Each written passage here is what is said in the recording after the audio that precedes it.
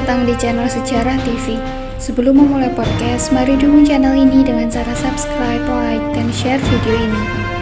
Tema podcast pada hari ini saya akan membahas mengenai sejarah hari coblosan pemilu 1955. Pemilu 1955 tercatat dalam sejarah sebagai pemilihan umum pertama sejak Indonesia merdeka. Pemilu yang diikuti oleh banyak partai politik dan dianggap paling demokratis ini berjalan relatif aman di wilayah Indonesia bagian barat, namun terjadi sejumlah insiden di kawasan bagian timur. Sejak Undang-Undang Pemilu disahkan pada 1954, partai-partai giat berkampanye menyambut pemilu 1955. Partai-partai besar macam PNI, PKI, Partai NU, dan Masyumi menggelar rapat-rapat umum di berbagai daerah. Baliho-baliho pun bertebaran. Suasana semakin hangat dengan saling serang antar partai melalui media massa.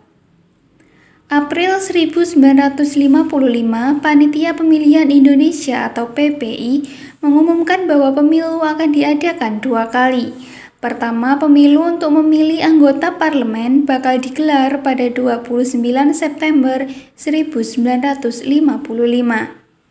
3 bulan kemudian, tepatnya 15 Desember 1955, diadakan pemilu untuk memilih anggota konstituante. Pesta demokrasi perdana itu digelar di tengah banyak keterbatasan. Salah satunya mengenai hari coblosan yang sulit dilakukan serentak di seluruh Indonesia. Terbatasnya akses komunikasi, distribusi, hingga masalah keamanan menjadi penyebab utamanya. Muncul pula kendala mengenai sumber daya manusia. Perangkat PPI di tingkat desa misalnya, tidak semua sudah lancar baca tulis. Hal ini tentu saja menghambat proses pelaksanaan pemilu. Soal TPS juga timbul masalah. Sesuai ketentuan PPI harus ada 1 TPS untuk 300 sampai 1000 pemilih. Namun ini sering tak bisa dipenuhi karena fasilitas yang tidak merata. Di daerah-daerah terpencil, PPI harus mendirikan TPS ala kadarnya dari bambu. Bahkan ada warga yang harus berjalan beberapa kilometer atau menyeberang pulau untuk menuju TPS. Di kawasan-kawasan tertentu seperti Aceh, Jawa Barat, dan Sulawesi Selatan, pengamanan pemilu diperkuat karena potensi gangguan Darul Islam atau Tentara Islam Indonesia atau DITII. Pada hari coblosan, keadaan di Aceh ternyata baik-baik saja.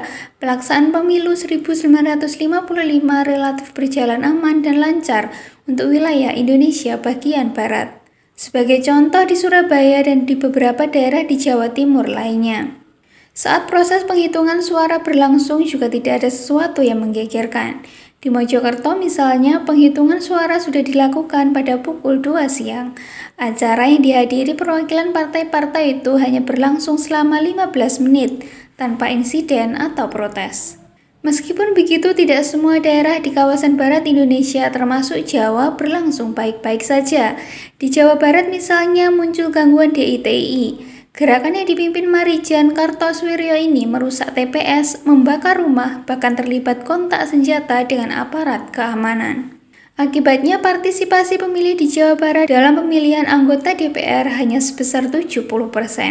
Di Indonesia bagian timur, kerawanan paling berpotensi. Yang paling parah terjadi di Sulawesi Selatan pada 29 September 1955. Salah satu laskar kelompok DITII pimpinan Kahar Muzakar merusak TPS dan mengacaukan suasana. Kericuhan pun terjadi, 5 orang aparat keamanan dibunuh. Begitu pula di sejumlah lokasi lainnya di Sulawesi Selatan, juga di Sulawesi Tenggara.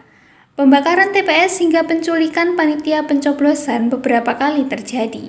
Di Makassar, Parepare, dan Donggala dilaporkan adanya pencurian kotak suara. Demikian penjelasan mengenai sejarah hari coblosan pemilu 1955. Apabila ada pertanyaan, dapat ditanyakan di kolom komentar. Jangan lupa untuk terus dukung channel ini dengan cara like, subscribe, dan share video ini. Terima kasih.